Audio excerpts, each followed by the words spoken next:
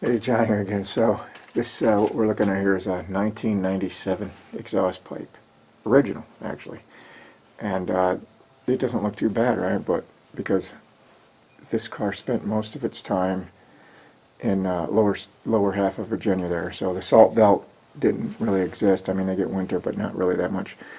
So they don't treat the roads with salt and that sodium chloride to kind of, because if this car was in the Northeast, there's no way that would be original, this pipe. But what happened was, it's been up here in the Northeast for the past 10 years at least, and well, no, it was this side. This side decided to let go.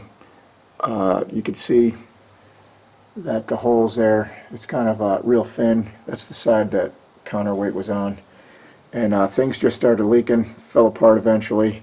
And the rubber's back there. There's you know, them rubber hanger deals on the exhaust pipe. Those, one of them fell off, and that's probably what torqued things. And then you add rust, and poof, here we are. So to do a repair on this, the proper way, I guess, especially if this was rotted out, you would just get the new pipes and everything. But these pipes are in decent shape, let's say, but the collars are not. Now, what's going on is, they're threaded on this side, on the original pipe here.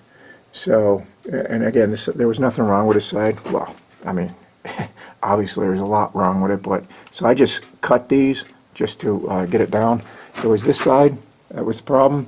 They routed out, and like I said, these are supposed to be threaded, but everything let go, and it's kind of thin deal here now. So the problem is, do you want to get the catalytic converter, and then, you know how this goes. None of this stuff's going to come apart real easy. So how do you repair this without being a major cost?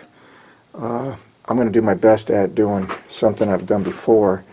So I'm going to clean, because to tap these out, you can drill them out. If you're good with a torch, you can probably get these blown out of there, but they're rusted and solid. So what I'm going to do is I'm going to cut these off flush and get everything flush.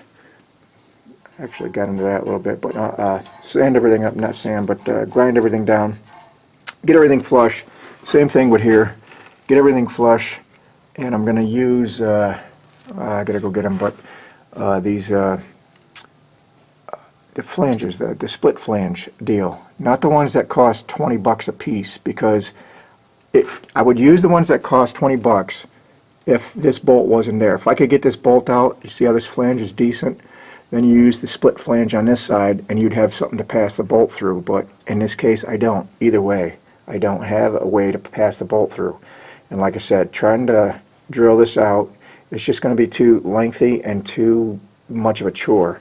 So I've got an idea with a different kind of split flange that I'm going to try to do my best at piecing this together, because this is an old car. This is my personal car, so it's an old car, and I don't care that it's not back to original, because it's 1997, right? And it's 19, it's 2020 here soon. So I'm going to piece this together, but in a way that it's going to be halfway decent. So I just want to show you, if you're on a budget, like, who wants to replace all this stuff? This is going to be a very costly deal.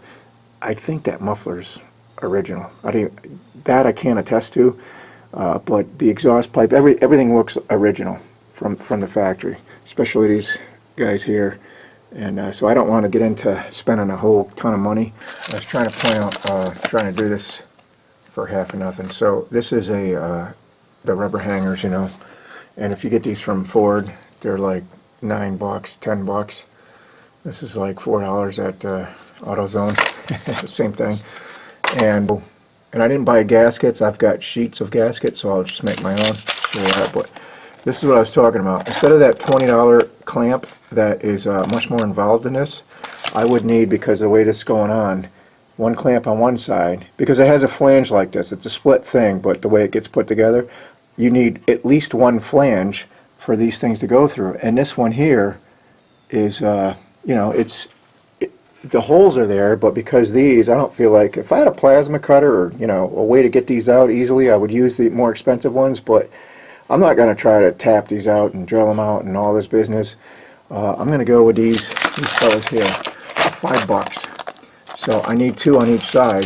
So it's going to cost me 20 bucks for both pipes. So I thought that was a better way to go, and I don't know if this is going to work, but I'm going to try to make it work. Because these aren't actually for what I'm trying to use. These are more or less for almost like a, when I get them out of the package you'll see, but if you know, like exhaust manifolds.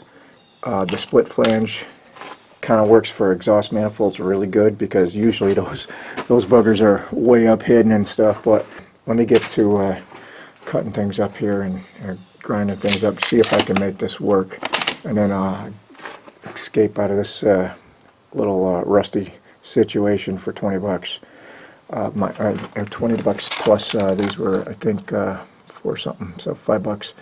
So so for 30 bucks, instead of buying all new stuff, which you probably should do if you cared about it. But these pipes are good. I mean, they look rusty, but they're not. It's just this flange right here, and this flange. This is the worst one right here. It's got what coming around this side. You know, there's still stuff left, and looks like halfway decent, minus the ears. But I'm not going to go through these ears, just because, like I said, I'm not going to tap out the bottom ones. I'm going to put this flange this way. All right, so first thing I did is just flatten everything out, grind everything up, and get everything so everything's flat. And I'm going to add these hangers first, just because I don't want this when I raise it up to here. You know, I don't want. I can go get the jack stand and hold it in place, but I need that back there secured first, and then be less weight over here because of what I'm going to do. You'll see in a second. So let me get these boogers put in place, and there's only 2 of them, and then I'll show you what's next. Alright, so I got the rubbers in place, and you know, this thing's basically supporting itself by them rubbers. But so here's what I was talking about. So these things are half, you know, they split apart. So instead of using the original, you know, holes, because like I said, I'm not going to drill them out and do all that business, just because I'm going to rotate them. Of course, this is misaligned. I'm going to rotate, and this one is together. I mean, it's just no bolts in it, but you can see what they look like. So, and it's going to grab this flange here. I still got to put my gasket in here yet, but so I'm just going to rotate it 90 degrees. See, instead of grabbing through the holes that are plugged and kind of so deteriorated that they're probably not going to work anyways, and then have it like this, so you get what I'm saying. Okay, something like this fella here, big 3.5, I think it's maybe 4 inches. This exhaust gasket, who knows how much it costs? Probably 1,500 bucks, you know, as things go today. It's kind of pricey. I don't know what the exact price is, but so I buy the sheets. I buy the sheets of exhaust material. Same thing, and that's the old exhaust deal there. Well, it's all broken up, but 2-inch deal.